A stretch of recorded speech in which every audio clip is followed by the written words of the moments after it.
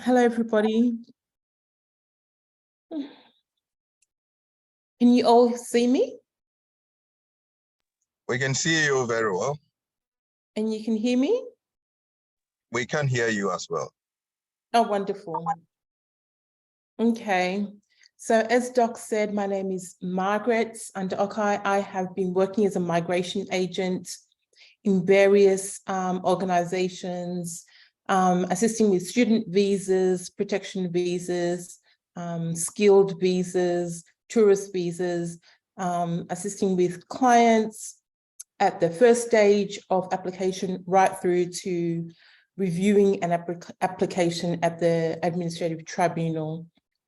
So I'd like to begin by acknowledging the traditional owners of the land on which I am on today. And I would also like to pay my respect to elders past and present.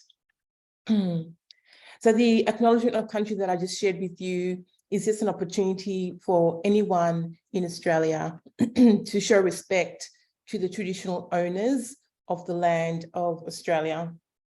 And it is a pathway to reconciliation, just in terms of the background and the history of Australian migration.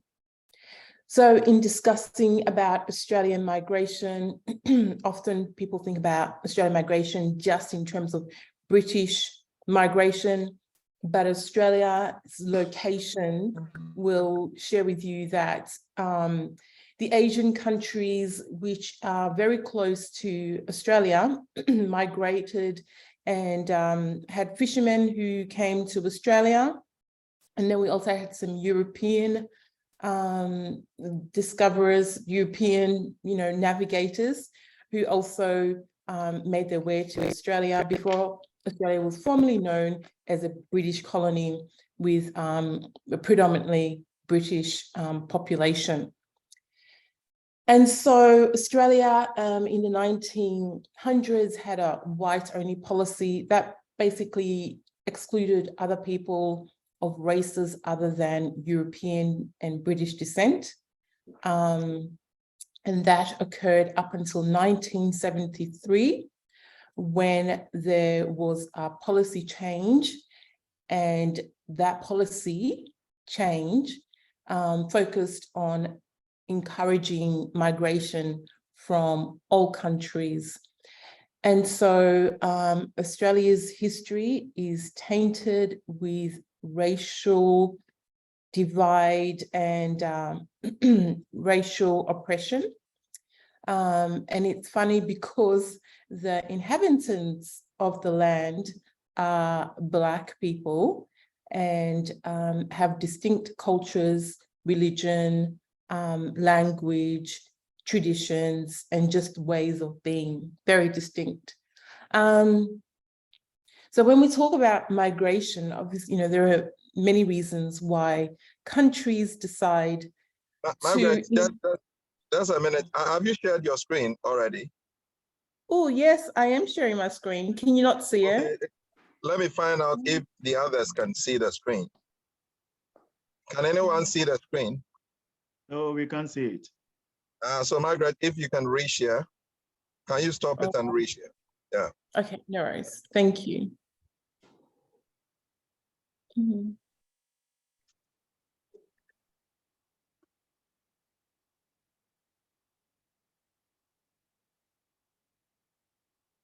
Okay, is that better? Yeah, fantastic. Yeah. Yes. Now you can put it there, madam. Okay, wonderful. So I'm not quite sure whether you saw this screen. Did you see this screen? Yeah, we are seeing the screen. Yeah. Okay, so I was just sharing with you in regards to the history of migration in Australia with our predominant Anglo-European migration to Australia, but there has also been significant populations of Asian descent who also migrated to Australia in the very early periods of Australian settlement, Australian white settlement. I was also sharing just in regards to the policies that reflected very badly Australia for its current current populace in terms of the Australian Aboriginals who lived on the land, and then also for the Asian community who migrated to Australia.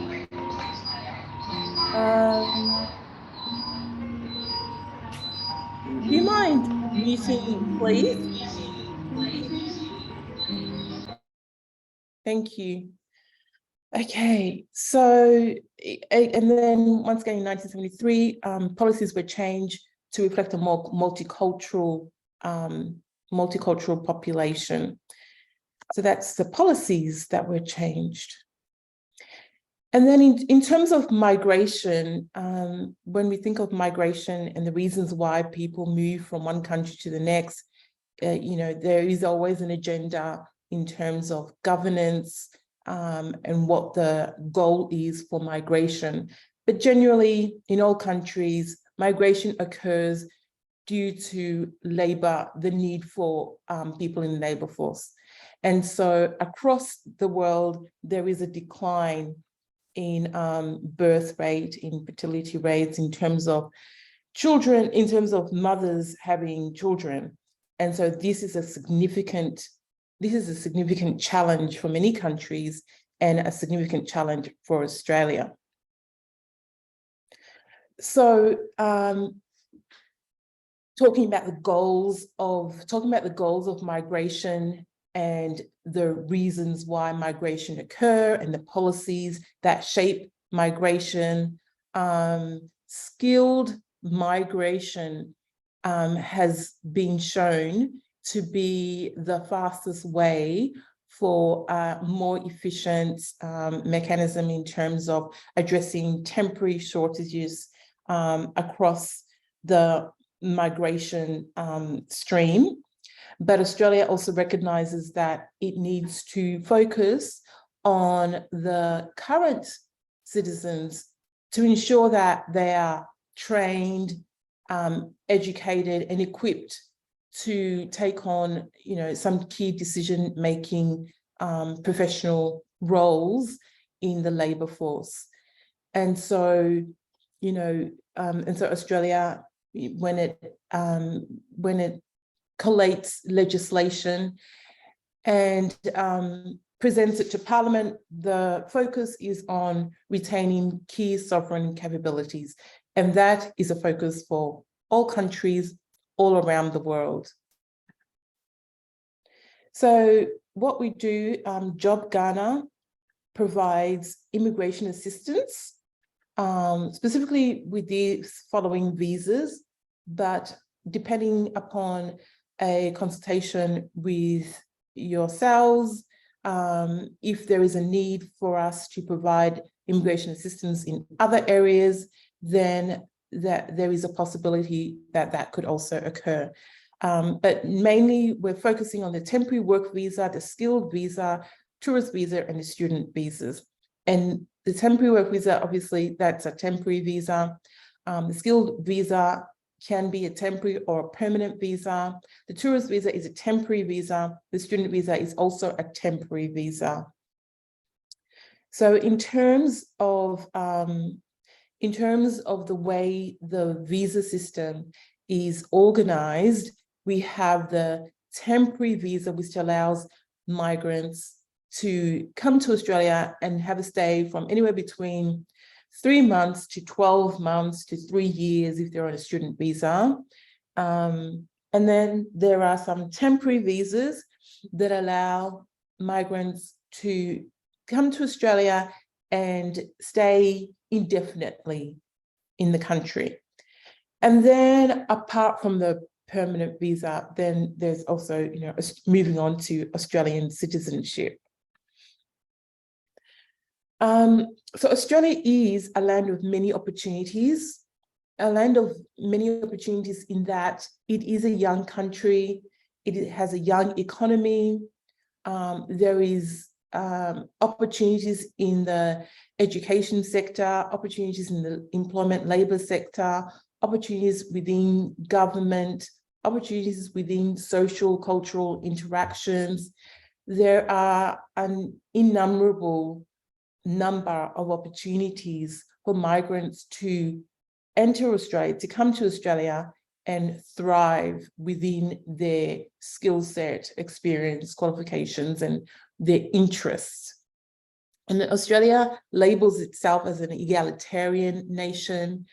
And we can see from statistics, which I'll share later on, in regards to why, Australia can take on that label as an egalitarian nation, because historically, in terms of migration, the landowners themselves have a unique and distinct cultural, language, traditions, and so forth.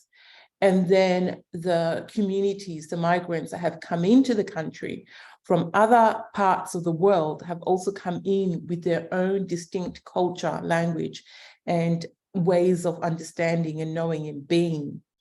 And so that obviously has an influence, whether directly or indirectly, whether formally or informally, it has an influence on legislation, it has an influence on culture, it has an influence on education, it has an influence on all areas of life, because you have a population that has a significant majority of its members coming from countries who practice different religions, who speak different languages. And so, that label, that like egalitarian nation, really suits and fits Australia. So in sharing with you some history about Australia and what are some of the reasons why you might like to migrate to Australia in terms of the different visa subclasses. It's also important for me to share with you that the provision of immigration assistance is governed by legislation of acts and regulations. So it is not just about having knowledge, because we are in an information knowledge world in terms of getting access to information about any topic online. It's easy for everybody to Google and find out information about various topics. But the immigration process, the migration process, requires experience, the ability to interpret that information and to really understand the spirit of the law, the spirit of the regulation, the spirit of the information that is presented in regards to migration, to Australia. And so it is governed by a code of ethics, and it is an offence to provide immigration advice without being a registered migration agent. The Office of the Migration Registration Authority is a governing body that regulates migration agents. So migration agents have to go through a professional development course. They have to go through a professional development course to accrue 10 points to be able to re-register on a yearly basis. Not only that, but in terms of becoming a migration agent in the initial process, they have to go through a higher education program to ensure that they're a fit and proper person to conduct and provide immigration assistance to those of their clients. Apart from registered migration agents, legally trained solicitors, barristers can also provide immigration assistance, but they have to be directly working in the field of migration. And so some of those laws in terms of the regulation of the migration industry has changed in recent times as early as 2021 in regards to lawyers being restricted on their ability to give immigration advice. Prior to 2021, there was a loophole in the law that really allowed any lawyer to provide immigration assistance. But as a result of consultations with various migration forums, the legislation is now that if you are not a registered migration agent who has gone through the training and education, then you cannot provide migration advice unless you're working with an organization that specifically deals with migration. And I think the reason why this has been implemented is just to share with the community that the government takes seriously those who provide migration advice, because the migration of applicants from all around the country is an important security for the Australian society. And so in terms of one of the main important principles or requirement that as a migration agent I need to look out for is character requirements. And so part of the character requirements, and I'm aware that this character requirements is prevalent in almost all migration procedures, migrating from one country to the next. So such things as providing a police certificate, completing the Form 80 personal particulars in regards to your character, completing a statutory declaration, in some occasions, providing a military certificate, providing a letter of good conduct from an employer. So although these requirements are embedded in legislation for other countries, due to Australia's small population, it also means that governance and bureaucratic processes can ensure that these character requirements are met. And so it is imperative that when you are going through your migration process for application, that you do use somebody who has experience, skills, and qualifications in processing visa requirements, in processing visa applications. And the reason being is that at times, is that at times when an individual goes through the process of researching information online in regard to the process of visa application and making an application, because they are able to read and understand and comprehend some of the material, but they don't have the experience. So oftentimes they miss out minor details that can really jeopardize the grant of the visa, or jeopardize, or at a later stage, also jeopardize the process of moving from a temporary visa to a permanent visa, or from a permanent visa to a Australian citizenship.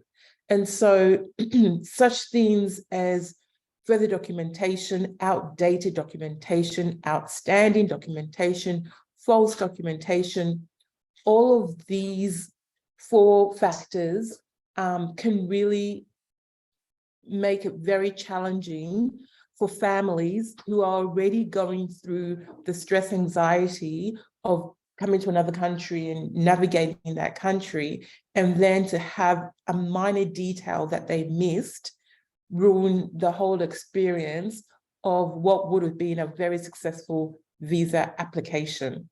So it's really important to use an immigration agent, a registered migration agent, who has experience in dealing with a range of visas, from application, or from first consultation to the AAT level, and that is interacting with the tribunals at the administrative tribunals, where applicants go through a process of having their visa cancelled, or needing further documents or false documentation. They're going through a review of their visa application, and they require support. They require,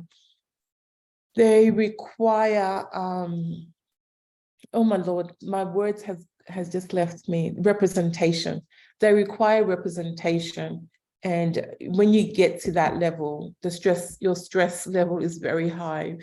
because you've already been through a long process of making the application, waiting for the application to be approved, and then you get that that rejection letter, and they have to go through tribunal to review the whole matter again, and then they really will, you know, look through every fine detail of your application, and oftentimes, you know, may bring up even more holes in your application if it hasn't been made a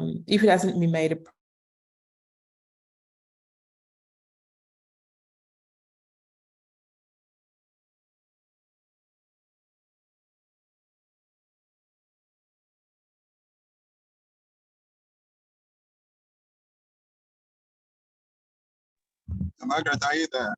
Hello? Hello, Okay. can you hear me? Yeah, I can hear you.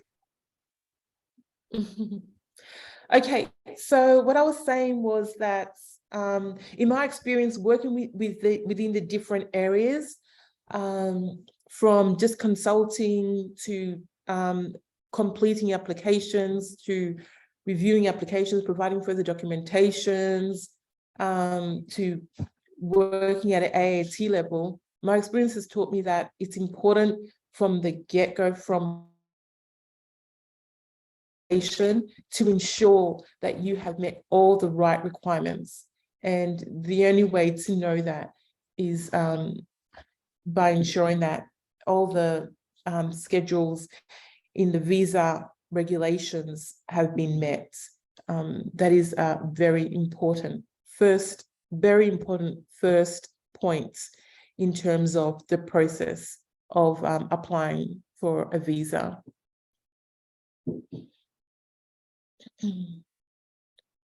Okay, so I'm going to move on to the IELTS, the IELTS, the IELTS. The IELTS is the English language test. And as I shared with you previously, in regards to the Australian immigration policies and the changes that have occurred over time, and the history of the policy, the spirit of the policy of the immigration legislation. Sorry. I wanted to just point out to you two quotes in relation to the policies that define the country.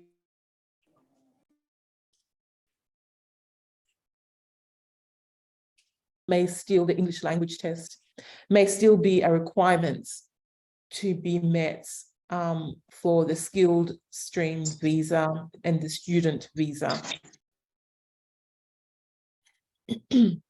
So which would be confined to undesirables who were bound to fail, since a language foreign to them would be deliberately chosen. The whites are indeed a masterful minority, but still only as 1 in 4. We are guarding the last, I'm so sorry about the misspelling. We are guarding the last part of the world in which the higher races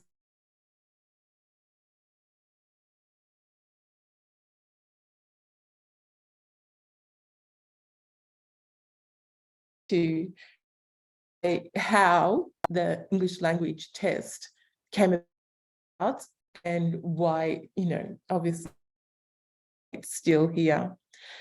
In saying that, though, I mean,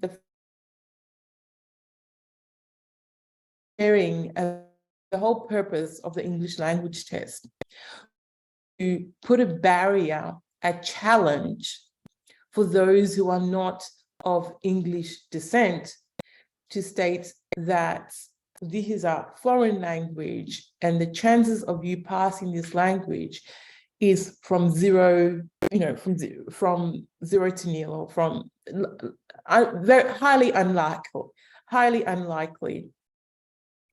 And history will tell us that that is incorrect, because for as long as the English language test has been implemented from 1901 up until 2023 we are in, citizens from all around the world who are not of white European backgrounds have been able to not only pass the test, but achieve competent, functional, higher proficiency levels of English according to the IELTS test.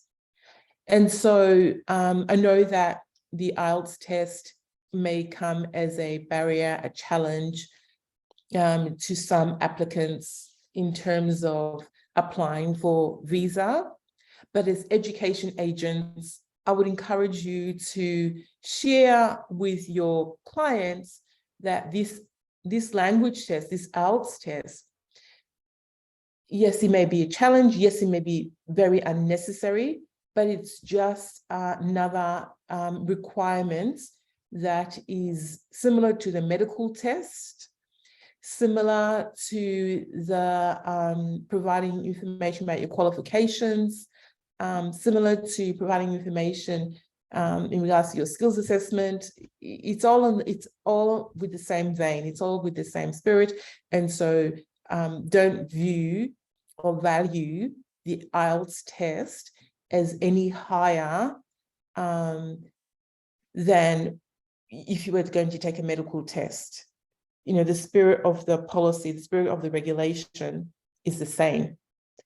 So I would really encourage education agents to please encourage applicants to view the test as a challenge that can be met, and go through the process of the IELTS test. So the test, this is information from the IELTS guide for agents. It just talks about the language assessment and the reliability and consistency of measure in measuring English language proficiency. The document also discusses about it being accepted for study for professional registration, migrating from one country to the next, all around the world. This IELTS test is recognized. Just recognizing over 9,000 organizations, 140 countries worldwide, including universities, employers, professional bodies, and immigration authorities. Most countries all around the world recognize the IELTS test, the International English Language Test, as meeting the requirement to assess competency of English.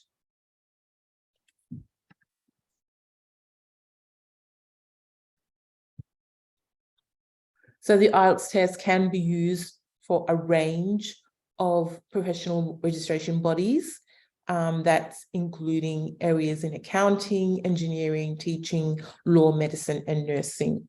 And then also in banking and finance and aviation, and basically across all subject areas, all employment areas, all professional areas.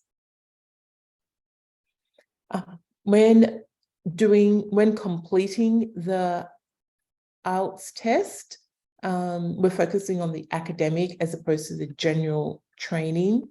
The academic has listening, reading, writing, and speaking. And the differences in the academic and the general training focuses a lot on the comprehension of the information provided, comprehending it at a higher level than just a general speaking English level. So therefore, the academic requirement. Okay, so that's about the IELTS test. Just in relation to number one, it is another hurdle, it is another challenge, it is another requirement, but it is no different from being requested to go and get a medical examination. It is no different from being requested to provide qualifications. It's no different from being requested to provide information about your family. It's all in the same vein, it's all in the same spirit. And so just as, the medical test, the health test, requires you to take time out of your life to go to an appointment and see a doctor to provide information about your medical history or chest x-ray or HIV status. It's the same thing as going to the British Council to provide information about your proficiency in English. It's all in the same vein. And so that's the IELTS test. And the IELTS test is required for the skilled stream visa and the student visa. So just briefly about the temporary activity visa. This visa allows you to come to Australia on a temporary basis, anywhere between 3 months and 12 months, to engage in an activity that is of benefit to Australia. And this activity can be working in different groups, different areas of the society, which could be cultural group, religious group, sporting group, government, local government, local and national, federal government. And it also requires a sponsorship by these bodies for you to come to Australia if you're going to stay for longer than 3 months. But if the migration to Australia is less than 3 months, then most often you don't need a sponsorship requirements. You can go through the process of applying online and mentioning the name of the group that you'll be working with, but they don't have to give you a letter of sponsor. The letter of sponsor is another topic to discuss about in terms of how the sponsorship works with various regional employments and state sponsorship. That's another time, it's another conference, another meeting. And then we move on to the student visa. The student visa program has always contributed effectively to the Australian economy. And so it continues to remain on the migration visa subclass list, but it has gone through significant changes in terms of the delivery of the student visa program. And the major change that it's gone through, which I was part of in terms of the organization, who brought to light to the government not only how much the student populace provides money to the economy, but also provides other benefits such as cultural, language, tradition, and all those other soft qualities that are often not taken seriously in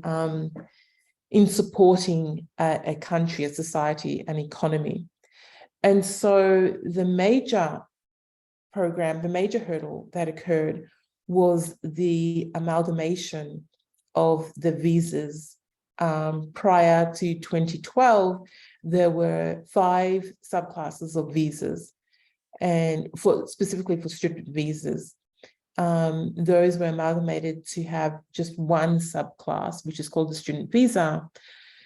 And then once granted, provided with different conditions, which makes so much more sense in terms of a student visa, because the message you send in terms of that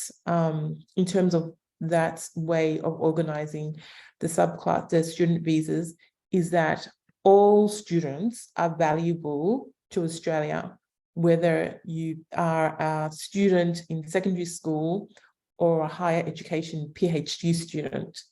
All students are valuable in Australia. And so, the slide just shares about the monetary benefits that students provide to Australia, and then also goes on to talk about enriching the social, cultural, and intellectual life of Australia, which is, the social, cultural, and intellectual life of Australia is really valuable and also perhaps one of the key drivers for migration in Australia.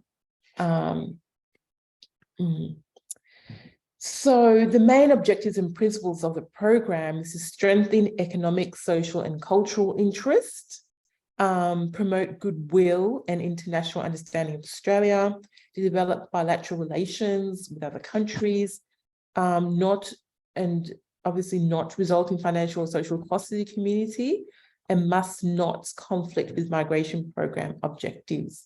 So that's the main focus of the student visa program, which I have discussed in the previous slides. Obviously, the student visa program also encourages country-to-country bilateral relationships in building up relationships between Australia and Ghana. You know, the more Ghanaians who are living, working, studying in Australia, the increase in understanding of the Ghanaian culture, the Ghanaian people, the Ghanaian ways of being. And then that is a benefit to the governance, not only in Ghana, but also in Australia. So the student visa process allows that to occur. And then the other two are self-explanatory. So the next visa that I would like to talk about is a skilled migration visa. In the skilled migration visa, there are two stages. The first stage is just an expression of interest. Once again, since 2012, there has been remarkable, significant changes in the migration, in the processing of migration. And some of these changes have allowed the actual processing of visa applications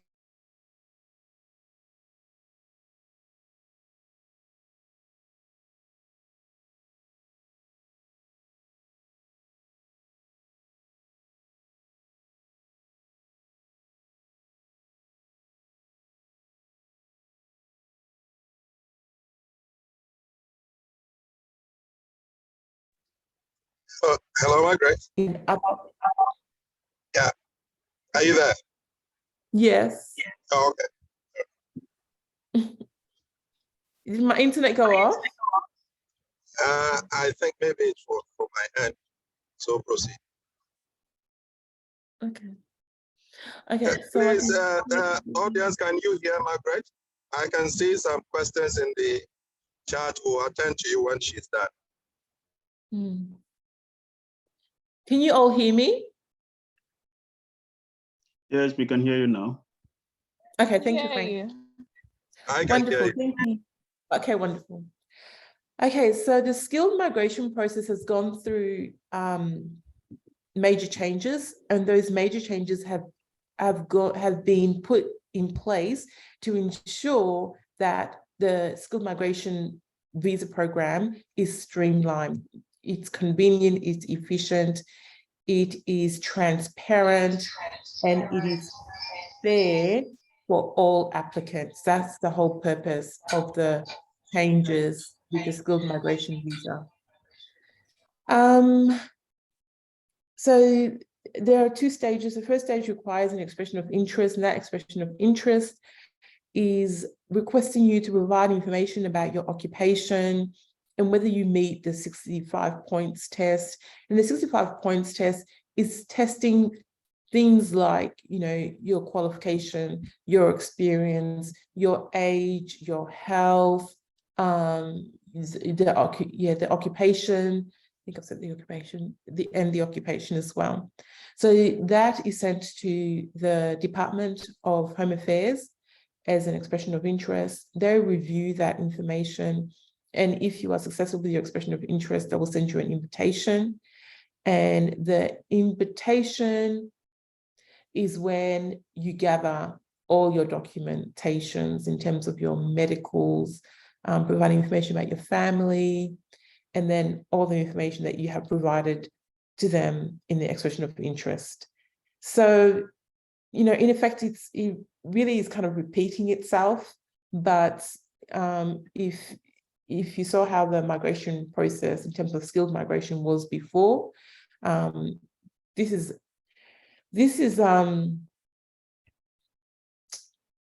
I guess this process allows individuals to wait in the queue without the feeling of, waiting 2, 3, 4, 5 years for a visa, because it's broken up into two.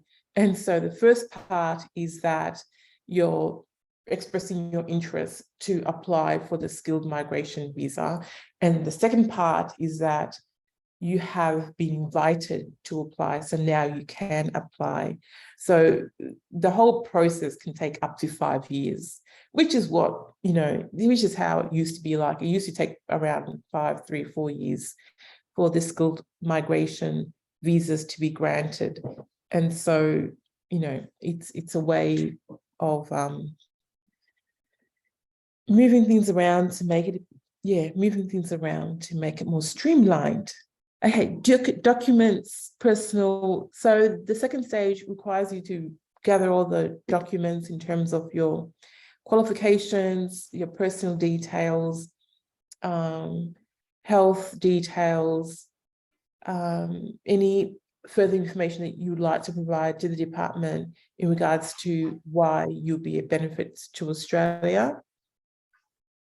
And the application must be lodged within 60 days that you're invited to apply for the skilled migration visa. The skilled migration visa, under the skilled migration visa, there are at least 5 different visas, and there are independent visas, regional migration, nominated, employer nominated visas, state sponsorship visas. And so each of the visas requirements are different depending upon whether you are making your own application as an independent and skilled migrant, or you have been sponsored or have a sponsorship from an employer, state sponsorship, or a regional sponsorship. Okay, so when you're going through the when going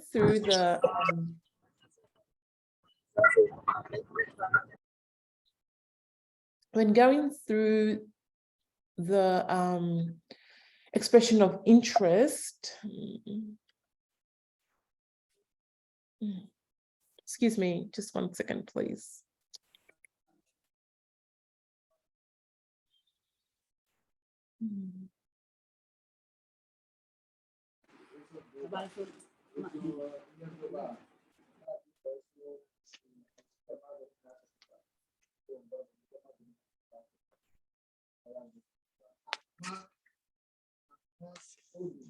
Okay, sorry about that.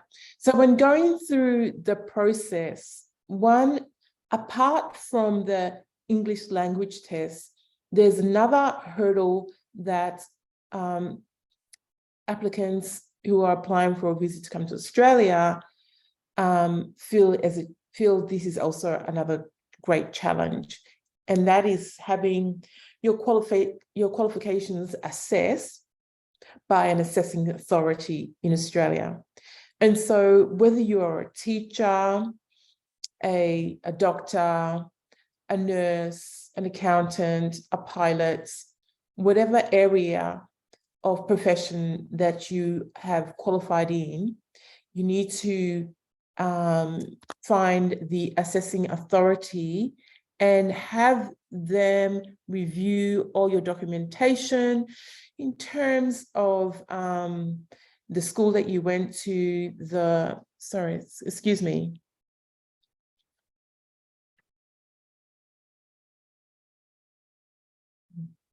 In terms of the organization or the school, the university, the institution that you went to,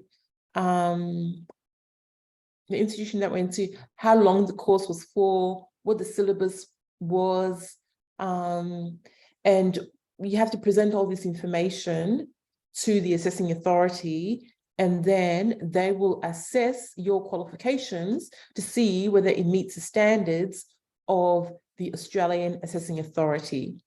So you can see it's the same spirit, it's in the same spirit as the IELTS test. You know, they all have the same foundation, the same legislative instruments that governs them. Yes, and so we go through the assessing authority. If you go through the assessing authority, there are quite a few assessing authorities depending upon what your occupation is. And the assessing authorities covers all occupations, from surveyors to podiatrists, occupational therapists, to medical doctors, to solicitors and lawyers, accountants, managers in various fields, Chinese medicine, pilots, psychology, physiotherapists, you know, all areas of professions, social workers, computer ICT, computer and engineers, dentists, all areas in the labor force in terms of professions are covered within the assessing authority. So once you know what your occupation is, you find out the assessing authority and you contact them, and they will provide you, most often all the information is online in terms of the documentation that they need. And so once you have accumulated or have gathered all that document, then you will give them a call and let them know, you know, who you are and all of that information. Okay, so skills assessment, that's the skills assessment. Migration programming planning levels. So this data just shows you the difference, the trends in terms of the various migration visa categories, employer-sponsored, skilled migration, business skills program, partner visas. Is this a variety of different visa programs here? And it just shows you what the intake was, what the grant was in the year 2020 as compared to the year 2019, 2020. And you can see from this table that, you know, some occupations, some visa groups had a significant input in terms of migration in 2019 as opposed to 2020, and vice versa.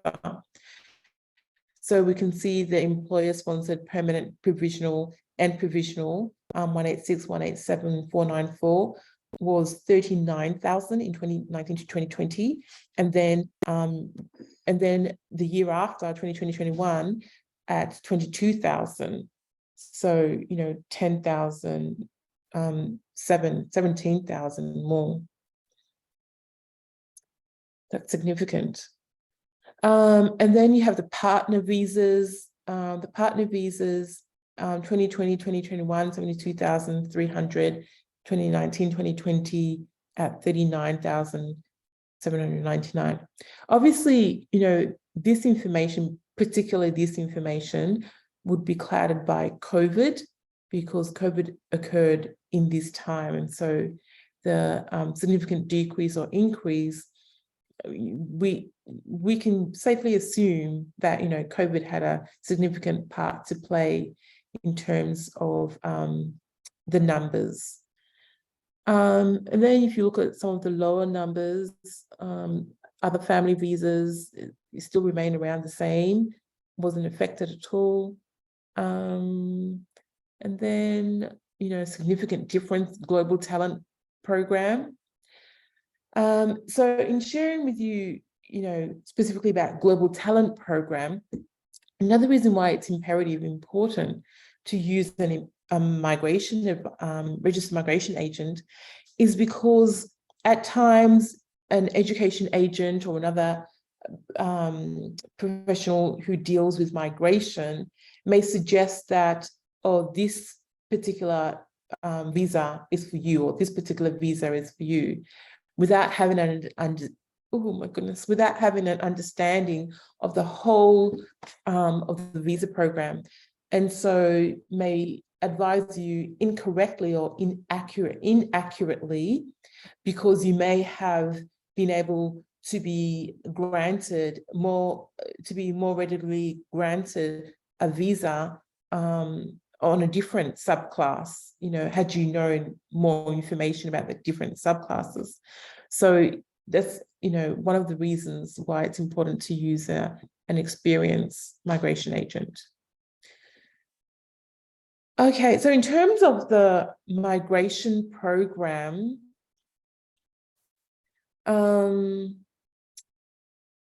one of the very interesting statistics that I'll share with you in a moment is in regards to what types of people, what groups of professionals choose Australia as the place that they call home. And once I share with you these statistics, I don't think it'll be too much of a shock in terms of what I've explained to you about the history of Australia, in terms of the migration of Australia from various different countries. And so therefore the influence of these people, whether formally or informally, has had on the growth of the country. And then also just in regards to being a young country, young economy, low population, then you can think ahead and realize that the competition is low, so you have a very good chance of living a high quality life in Australia. And that's what highly educated workers, the OECD countries for potential migrants, have done their research and have reported that highly educated workers choose Australia to be their home country, as opposed to countries like Sweden and Switzerland, although they are just underneath Australia, but Switzerland, and the Scandinavian countries, Netherlands, Slovenia, Norway, their quality index in terms of human development, the ability to have a good quality life is quite high in those countries. When I saw entrepreneurs and Australia as being number 7, I wasn't surprised, because in terms of innovation and entrepreneurship, I think Australia, just in my experience, my limited experience, Australia generally lacks in that area in terms of innovation and entrepreneurship. And I think one of the reasons is because there isn't a need to, because the competition is not great. So you're not forced to run your own business or think about other employment opportunities, because you're most likely to get a job in an area of your profession. So university students, Australia once again ranks number 6, as opposed to 7 in the entrepreneurs. So Switzerland, Norway, Germany, Finland, and the United States are ahead of Australia in terms of university student migration. And the competition, the marketing, for lack of a better terminology, the marketing that Switzerland, Norway, Germany, Finland, and US have in Europe, in the UK, and some parts of Europe is not comparable to Australia. I mean, if you speak to your local Ghanaian about Australia, the first thing they'll say is, "Oh, it's so far. That country is so far." So already they have blocked that country out of their mind because it's so far. But although Australia is so far, it is well worth the travel to come to Australia, because the opportunities really are available for all migrants.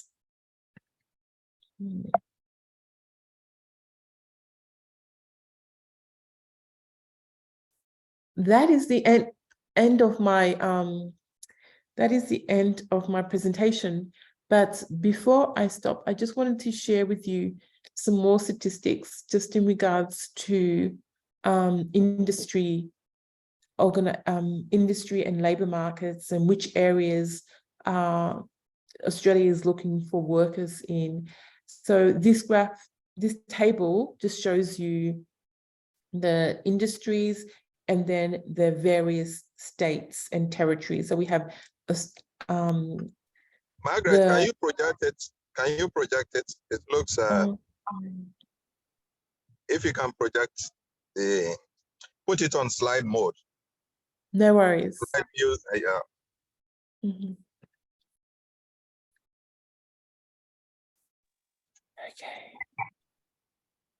Okay, is that better? Hello? It's better. Okay, thank you. Okay, so I was just showing that this table just provides information regarding the various professions in the various industries up against the states and territories all around Australia. So Australia is made of states and territories. We've got the ACT, the Australian Capital Territory. We've got New South Wales. We've got Northern Territory up in the north. We've got Queensland, which is adjacent to the Northern Territory on the east. We've got South Australia, Tasmania, which is a little island just down from Melbourne, Victoria. And then we've got Victoria and Western Australia. So in terms of the two most populated states being Victoria and New South Wales, they take most of the migration, with New South Wales taking at least 4,000, just less than 3,000 from Victoria. And then we have Western Australia and Queensland. And then we have South Australia, ACT, then Tasmania. Tasmania is not really a state that migrants tend to migrate to, because it's number one, it's cold. And then number two, it is far from the mainland of Australia. And so I feel that a significant majority of migrants haven't had the history of migrating to the state of Tasmania, and so it's not appealing. But Tasmania does offer as many incentives as possible for people to move there. It's just that it's not a favorable state for applicants to be. And so if you look on the left-hand corner in regards to the most popular industry, we have the professional, scientific, and technical professionals. And then we also have the construction workers, you can see with New South Wales at 1,100, and other services, and the information, media, and telecom. And then, this just gives you information about all the various industries that are looking for applicants to migrate to the various states. So the health and social assistance could include social work, welfare work, community leaders. So Victoria has 1,030, and then New South Wales has 940.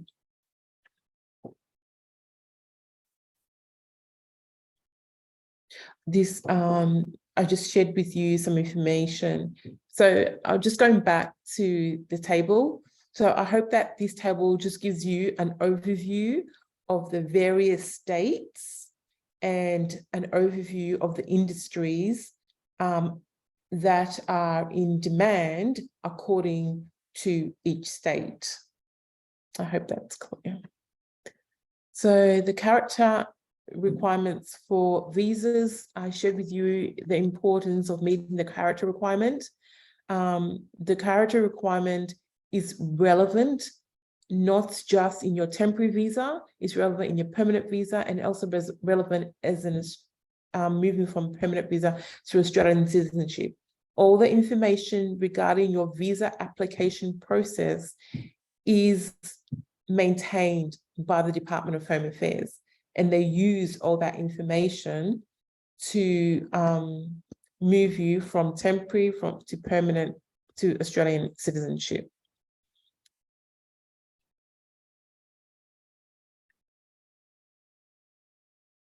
Due to the low numbers, due to the low numbers that we have here in Australia in terms of low population, we are a highly governed, a very highly governed populace.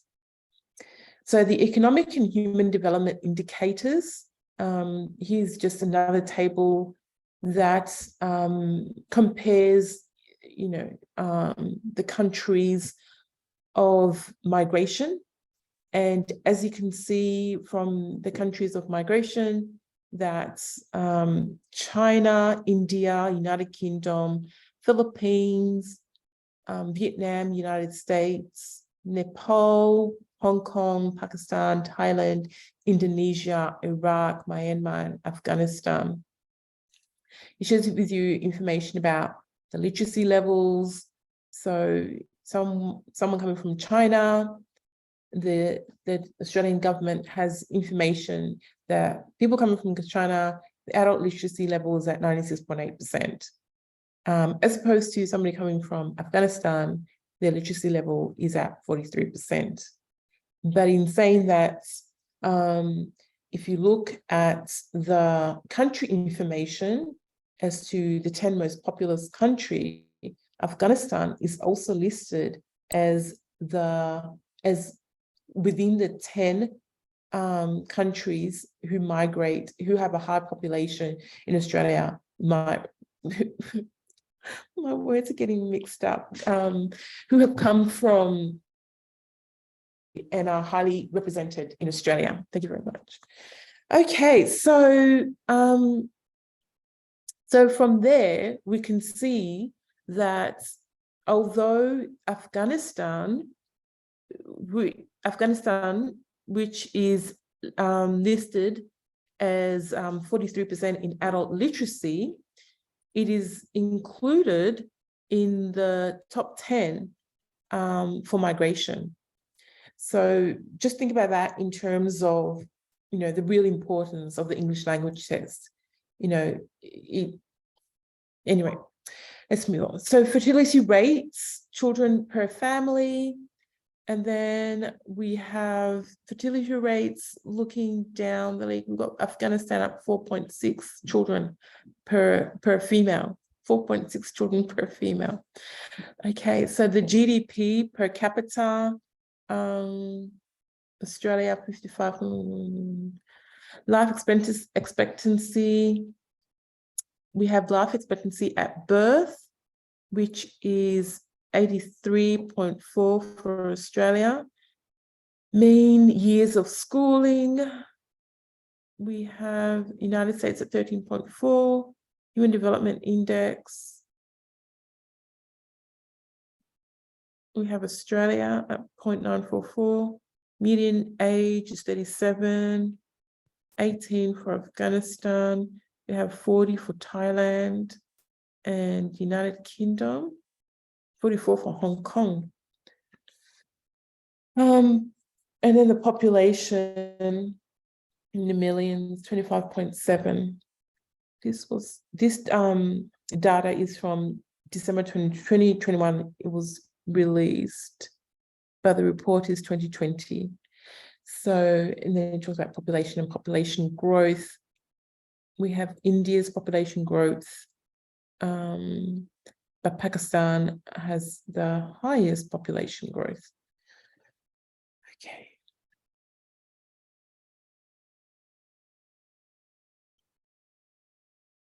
So Australia's migration program country ranking 2020-2021. These countries: United Kingdom, India, People's Republic of China, New Zealand, Philippines, Vietnam, South Africa, Italy, Malaysia, Nepal, US, United States, Hong Kong, Greece, Iraq, Pakistan, Lebanon, Indonesia, Thailand, and Afghanistan, and Myanmar, in terms of population in Australia. We got regional migration, permanent migration outcomes in regional migration, employer-sponsored total family and child migration, selected temporary visa grants, got students, temporary residents, and visitors. So the three top migrating countries to Australia, the United Kingdom, India, and China. I think China and the Philippines are competing in terms of being on the list of ranking 3. But you can see that India's population in Australia is number 2. Yeah. Okay, so that is all. That's my presentation for this morning. Are there any questions? Okay, so thank you so much, Margaret. There are some few questions in the chat but even before that, the questioners may want to, if they want to ask the questions themselves, I think that will do. I don't know who would like to go. Angela, Cassandra, I saw a question being posted by you. If you want to unmute yourself and then ask the question once you're here. Cassandra, are you there?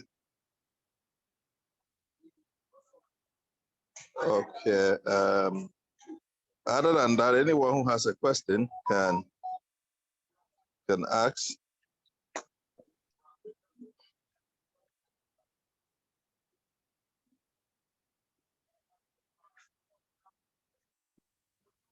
Okay, please allow us to unmute you. So raise your hand, just raise your hand, and then when I see your hand up, I will give you the opportunity to. Cassandra, I've sent a request for you to unmute. Hi, Yeah. so thank you so much, Dr. Boison. It was a very interesting one. Thank you, Margaret.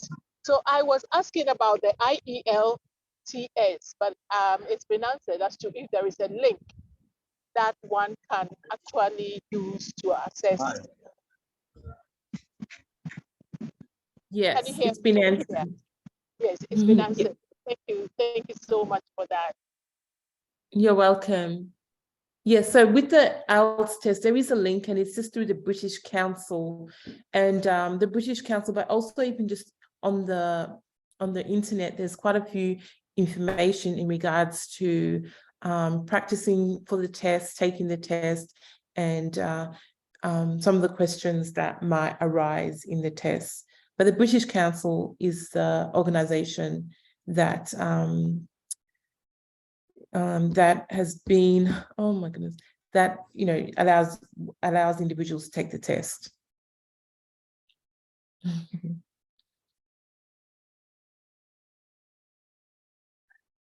Any other questions?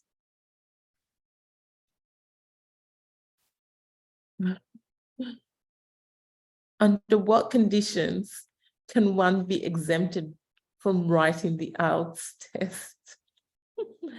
The only condition that is acceptable for not writing the IELTS test is that you don't wish to apply for the student visa or the skilled visa. It's a requirement. You must take the IELTS test.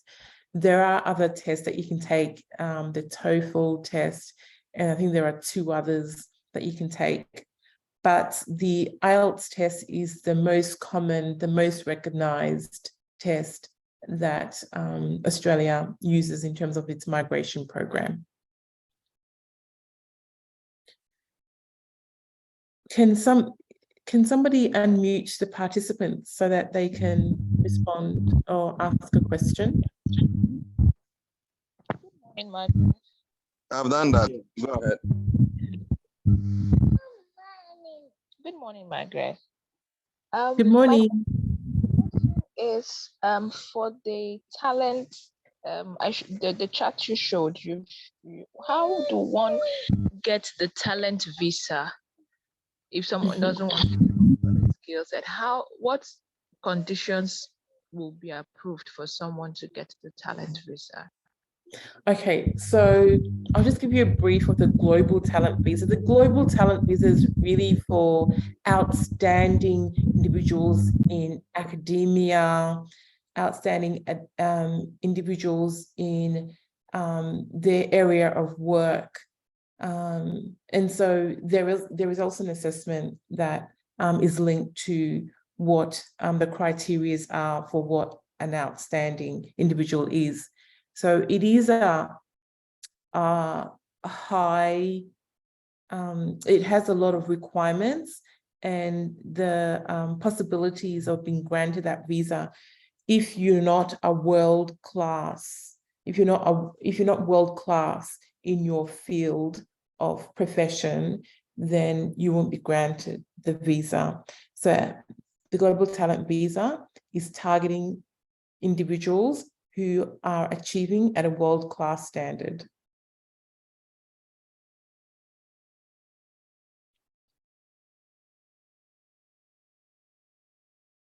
Is that okay, Princess? Your hand is still up.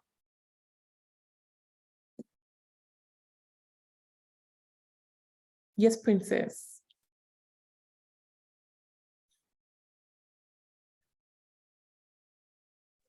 Hello. So let me just do this. Need to give them access so they can unmute now. Whoever wants to talk can unmute. Go ahead. Just unmute yourself and then talk. Okay, thank you, sir. Thank you, Margaret. Another one I want to ask is this: what if someone comes with the skill set with a dependent spouse?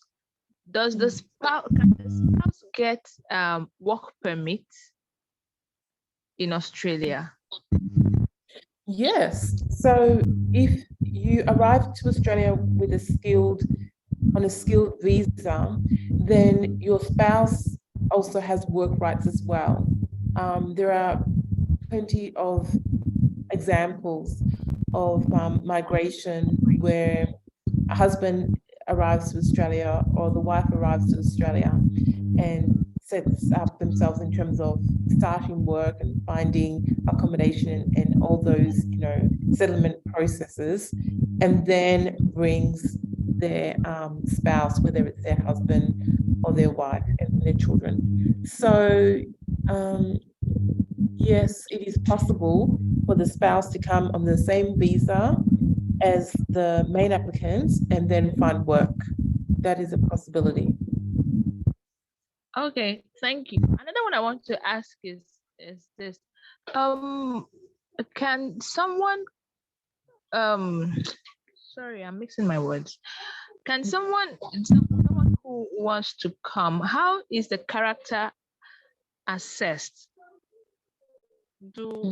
I didn't understand that part when you were saying it, the character assessment. How is it assessed by the home country of this person, or is it the Australia Home Affairs Office that will do this character assessment? How is it done? Yeah, so the character assessment requires certain documentations to be completed in regards to your criminal record, in regards to your work conduct, in regards to your community conduct and such. And so there's a whole range of questions that are asked. And this is used by the department to assess your character, to see whether you're a fit and proper person, a genuine entrant to come to Australia. And in terms of the character assessment, that goes on your file, and when that information is on your file, it is also used in your subsequent application in terms of moving from temporary to permanent, and then from permanent to Australian citizenship. So all that information is kept by the Department of Home Affairs. Okay, thank you. You're welcome. Lastly, the one I want to ask, like, if someone comes with a skill set or the temporary visa with a family, and the person who is coming with the visa is like 43 years old, and then the husband is like 45, 48 years old, will they be given visas? Yes, they will be given visas, because the main applicant is the one that's going through the points assessment, and it's the main applicant that needs to meet all those points assessment in regards to age and qualifications and some of the other requirements. And then the secondary applicants are the main applicant's spouse, or the main applicant's spouse and their children. And so all the visa requirements is always in reference to the main applicant, but then, you know, the secondary applicants also have requirements to meet, but not as stringent as the main applicant, because it's the main applicant who is making an application based on their qualifications and their skills and their experience, things like that. All right, thank you, Margaret. Thank you so much.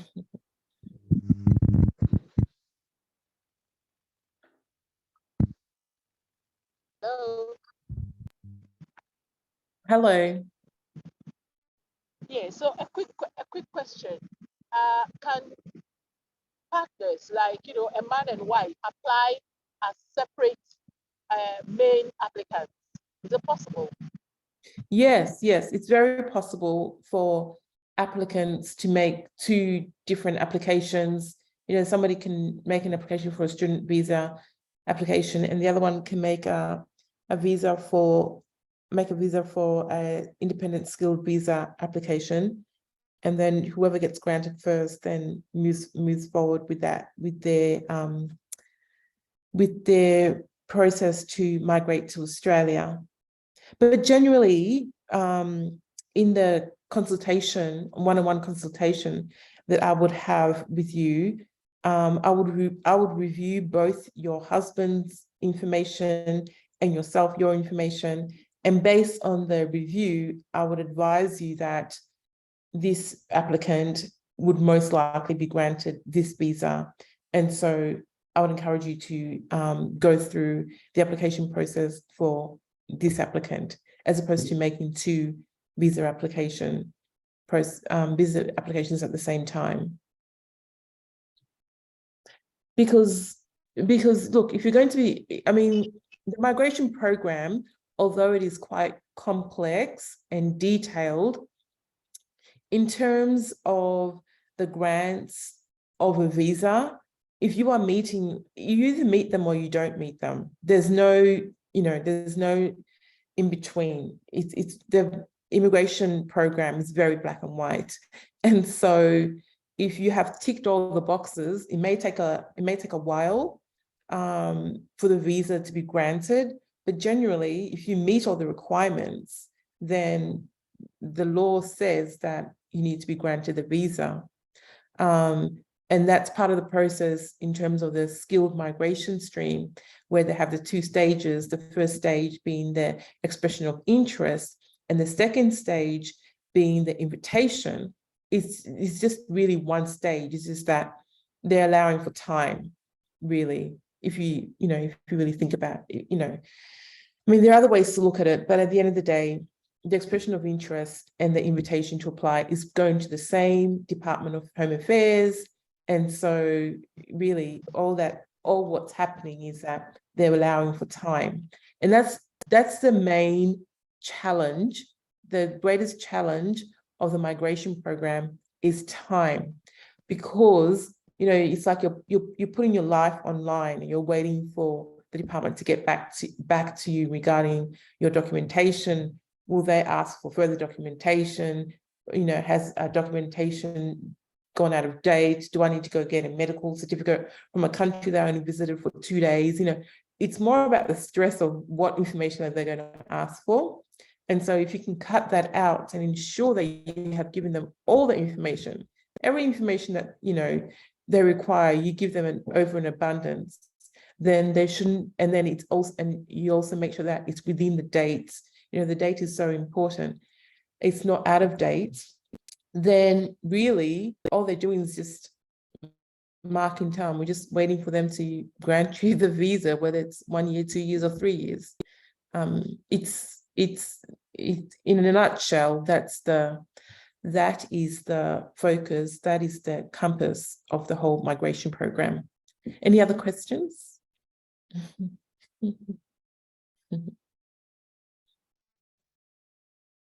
Hello, Margaret. Yes. Yeah, you've mentioned time as the main challenge that you foresee coming up for this program. But I want to know, so what's the minimum time frame that we should look at in terms of this whole process? Yeah, so all visas have a processing time that they advertise on the website or on the Home Affairs website. Every single visa has a processing time and they're also, not only do they have a processing time, but they also provide information in regards to the percentage of applications that were processed within a certain amount of time. And so, for example, they may say 95% of applications are processed within 5 days. Let's just talk about tourist visas. Within 5 days, 5% of tourist visas are processed within a month. And it's all about statistical information. So they're just using statistics from previous years to calculate and give you an estimate of what the time process will be. And so with the temporary activity visas, the temporary visas are often processed at a faster rate because the information that needs to be provided. So the connection between the processing and the visa is dependent upon the documentation that is required and the extent of time that the applicants will remain in the country. And so, for example, the temporary activity visa, that is a temporary visa that allows applicants to stay in Australia between 3 months and 12 months. And so obviously the processing time can't go, longer than, well, it could, but it doesn't. The processing time for that visa goes for up to 3 months. I think the processing time is for that visa, but that particular visa has different subclasses, and each subclass has various time limits, ranging from a few days to literally ranging from less than a week to up to 3 months. Whereas the permanent visas and the skilled visas that require, a lot of information in regards to your qualifications, your experience, your the family that's coming, the health, and all of those things. So those visas require further time to process because there's a lot of information that home offices are required to read and assess and verify. So it's all dependent on the documentation level. Did I answer your question, please? Well, thank you. So Okay. in the duration where people will be waiting for, especially in the case of the permanent visas, will they be engaged, or will there be any communication? Because I'm foreseeing that if it's going to take a number of years, and if you have someone that you are helping to get this sort of visa, and you don't have ready information for the person, and the time drags, the person might think that the process is not ongoing, and so there will be a bit of agitation. Yes. So, because, I mean, in all that you said, you weren't specific exactly as to whether there's a minimum time frame of at least a year or two. So then it makes it very difficult for agents to also communicate exactly when the person should expect to get feedback, favorable feedback from your end. Yes. Yes, I understand the frustration in terms of the processing times, but at the most a year for generally for the skilled visas, unless there is some outstanding documents. But at the most a year. It all depends. I was just looking for screen. It all depends, like I said, on the particular subclass of visa that has been applied for. I'm only giving general overviews.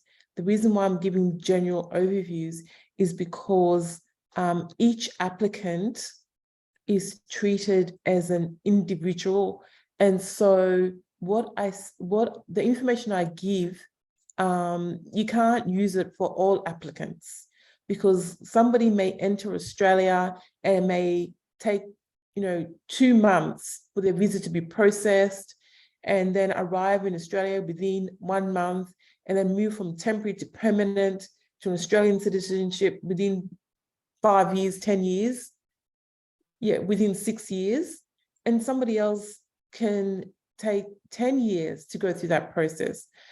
Unfortunately, because each individual is different within their circumstances in terms of their family composition, in terms of their work qualifications, their work contributions, their community contributions, there are so many factors. There are a lot of factors that I've just explained to you.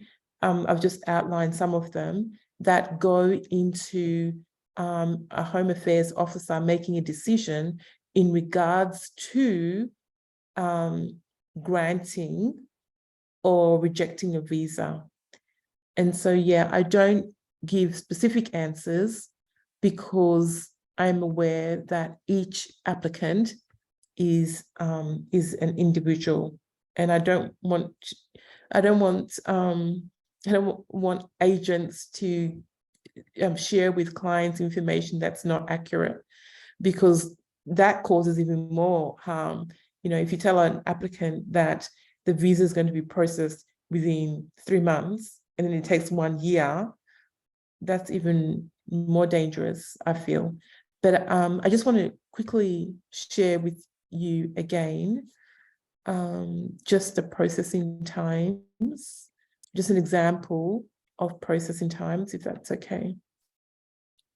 Okay, so this visa, this is a skilled independent visa. So this is one of the visas that I was sharing with you about in terms of the processing times. It says 25% of applications, 82 days, 50% of application, 83 days, 75% of applications, 3 months, and 90% of applications, 3 months. So this is information that you could share with applicants to say that the processing times these are the processing times, but you wouldn't guarantee that So because 25% of applications are 82 days and 50% of applications are 83 days, you're most likely to have your visa granted within 3 months. Do you understand what I'm trying to say? We would just provide information to the applicants in regards to what has been stated on the department's website, but you wouldn't guarantee anything because, you know, they could be the unlucky ones to have a visa that's still processing after 2 years. I hope I'm making sense. Am I making sense, please? Yes, you are. Yeah. Also, Margaret. Hello. So it's I think you have already stated this, but it's very instructive. We also restate the point that all this is about documentation. And I've always maintained that if agents can assist applicants to do the right, to get the right documentation, it's going to make the process smoother. But when there are so many questions that also requires answers, that is where the back and forth starts. For instance, if I work at the immigration office and I take your document to work on, and I realize that there are still some information that you have not provided or there's no clarity, obviously, I will put it aside and deal with those ones that are easier to work with, and then later come back to that. So Michelle's example is probably not a classical one, but if we should take that, she took time and then went through the process. And then when everything was done and submitted her documentation, even with her spouse, it took 10 days, right, for her to get the visa. So what changed? The fact is that she provided the accurate information. So yesterday I was sharing with some of the guys on the platform that don't be in a rush. Take your time, because I'm not sure that we are in a rush to take our fees from you. We are not in a rush. We are interested in making sure that we have legitimate documents and that we satisfy all the requirements so that it will be easier for us to get visas as early as possible. Okay, so if you look at, there's a 25% of application is 82 days. Why are we having 25% application in 2 days and others goes to 50% in 83 days? It means that there are still some questions to be answered. Okay, there are incomplete documentation. You have to go back and forth and all that, and that is leading to this. So with the comprehensive information we've given to you on the website, if you don't understand anything as an agent, ask for clarity. Get the information. The person I hear that those who have to do the IELTS exam, they are saying that, can we use this as equivalent and all that? It is a requirement. If you really want to go through the skills training, why don't you get it done? Once you get it done, it makes life very easy for all of us. If you want a temporary visa, we are asking of strong ties to Ghana, right? It could be the property that you have, it could be your vehicle that you own. It could be that you are head of a family, or you are the youth leader of a community, or you play a significant role at the church. Get the letters, because we would not know who you are if you don't have any documentation to give that description. So this is 100% documentation, 100% documentation. If you don't have the documents, you cannot. There are also those who are also talking about the fact that I'm a painter, but I don't have certification. How would we know that you're a painter? All right, how would we know? you need some form of certification. And that's why we are starting to run some sort of certification program with the universities for you guys to get the requisite certificate. But of course, if you have your CV and the CV has projects that you have done, you have pictures and other things of that, these are all evidences that you would have to provide. Okay, just to buttress that point. So let's take note of that. If you don't have documentation, it is very difficult for us to help you through this process. Margaret, if you can take it. Perfect, Doc. That was very thorough information provided, and I think you hit the nail on the head in regards to the importance of documentation. This is all about ensuring that you have all the right documents as evidence of your genuine.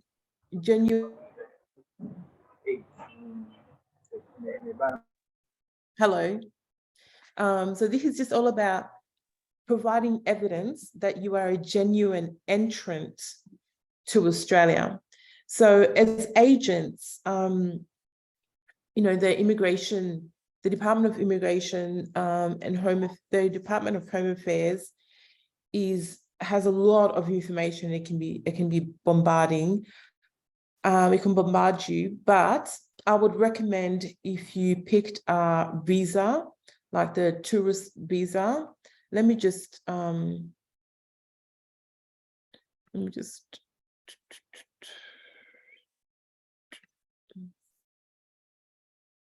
so let's just I don't know how much time.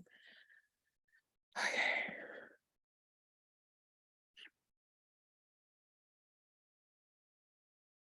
So this is the Department of Home Affairs website. It has visas, getting a visa, list of all visas.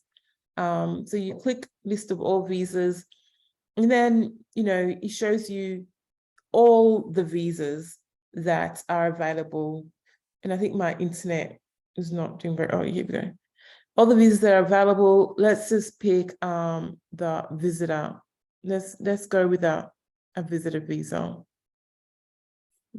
No, let's do the student visa. Sorry.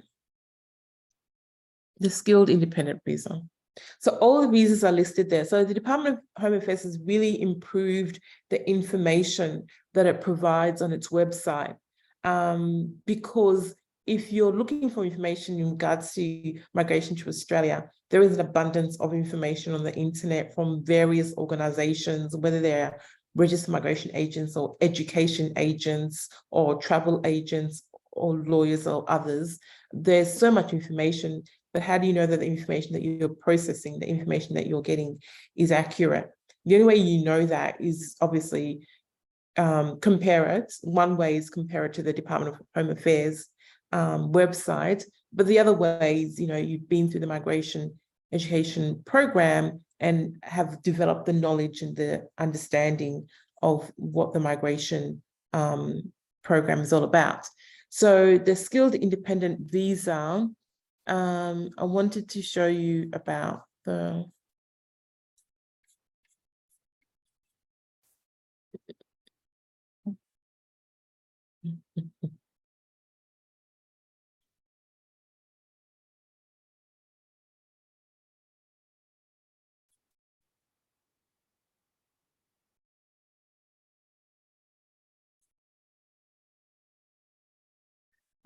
so the skilled independent visa, once you go onto the website, it lists some documentations that is required, and it goes through step by step of everything that you need. Check your eligibility, see all conditions, But all of this information is just information.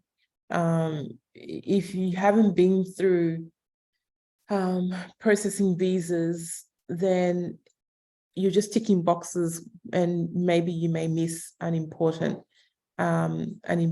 part of the documentation process. So for example, this list, the point stream, it says be invited to apply, have a suitable skills assessment, be this age, be able to score 64 at 5 points, have this level of English, meet the skills requirement, meet our health requirement, meet our character requirement, have paid back your debt to the Australian government if you had a debt, sign the Australian values statement, not have had a visa cancelled or a previous application refused. So that one, I think this is relatively new, because in previous years, depending upon where you had your visa cancelled, you could still apply for another visa. So so anyway, once you're going through all of these documents, all of these points, you would provide information, but you wouldn't know which areas to focus on in terms of providing sufficient information to the department. So for example, meet the skills requirement. So you get your points, your qualifications assessed by the department, but you may also like to include a employee letter of your skills and your roles and responsibilities at the organization that you worked with in your invitation to apply for the independent skills visa. So all of this information, one would look through all this information and just complete it. And that would tick the box of what is required in terms of legislation, in terms of the regulation of the migration migration agent visa requirements, migration visa requirements. But the Australian Migration also has what they call PAMs, which is the Policy and Advice Manual. And so these PAMs, the Policy and Advice Manual, although it's not part of the legislation, part of the acts, it is also referred to by Home Office when assessing applications. So you may have met everything on the schedule in terms of regulations of migration in regards to these requirements, but the PAMs, which is the Procedural Advice Manual, may have a clause in the points tested stream subclass 189 that generally, I'm just giving you an example, that generally applicants from Ghana have qualifications at the trade level that have not been verified, right? And so that's in the PAMs, that's in the manual that's for the officers, and it's not available to the general public. And so a departmental officer may request further information regarding your qualifications. Can you please provide to me more information about your qualification from this organization or this institute in Ghana? So that's why it's important to ensure that all the documentation, as Doc has said, all the documentation is on points, meets all the requirements and provides additional information as we will require from you. Thank you. All right, so thank you so much. The last part of this is Fifi is going to walk us. Fifi, are you there? Fifi, are you on?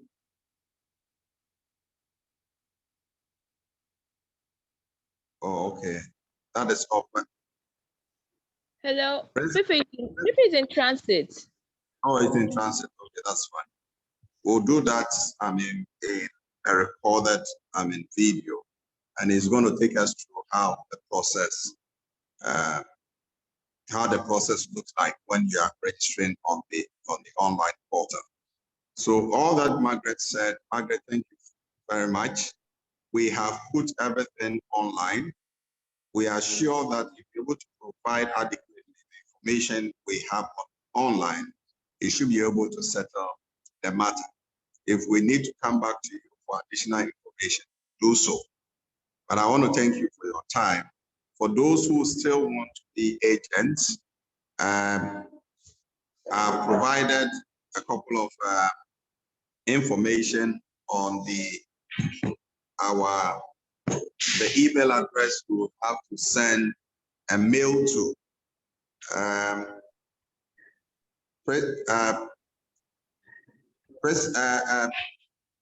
Mrs. Agri, please, if you have the link, can you? Yeah. Okay, I'll send it, sir. Share it in the chat, please. Share it in the chat. Okay. Share something on the platform. Share it in the chat, or send me a message on this line. If you are joining for the first time, I want to put this in the chat.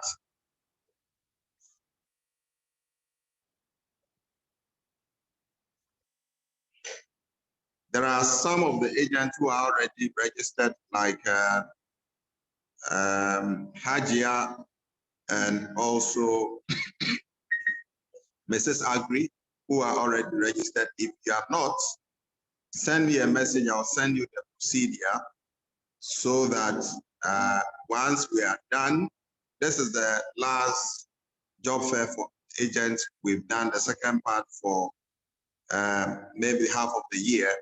We're going to do subsequently from June, going. But now, once you meet the requirement, the form is given you fill, then we have one-on-one training with you so that we can take it up. Thank you so much for your time and have a good morning. Thank you, Doc. Thank you so much. Thanks for your time. And thank everybody for joining in. I hope that the information I gave you was thorough and gave you more understanding of the migration program. Thank you very much. Thank you.